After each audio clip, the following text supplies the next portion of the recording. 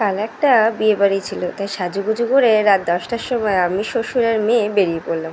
এই দেখো, কনেকে ছবি তুলবো ভাবলাম, দেখাই গেল না। ঠিক আছে, চলো বরমশাইয়ের কাছেই যাওয়া যাক। এই যে সিঁড়িতেই উঠছি, কনে রয়েছে নিচের তলায়, বরমশাই রয়েছে 3 তলায়। পা ব্যথা হয়ে গেল উঠতে। কী গো, একটু সাইড দেবে? বাবা, কত ভিড়! বরমশাই দেখতে পেলে, ও কাকে একটু সাইড দাও না গো। ও জাম্বু, একটু তাকাও, একটু ছবি তুলি। বাবা, জাম্বু তো কথা বলতেই ব্যস্ত, জাম্বুর বন্ধুদের সাথে ভালো করে ছবিটাই তুলতে পারলাম না।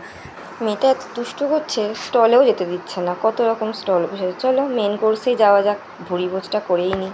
লেবু স্যালাড দিয়ে শুরু করলাম, ভেজিটেবল চপও চলে এলো, দেখো নানও চলে আসলো। এবার দিল চানা মশলা।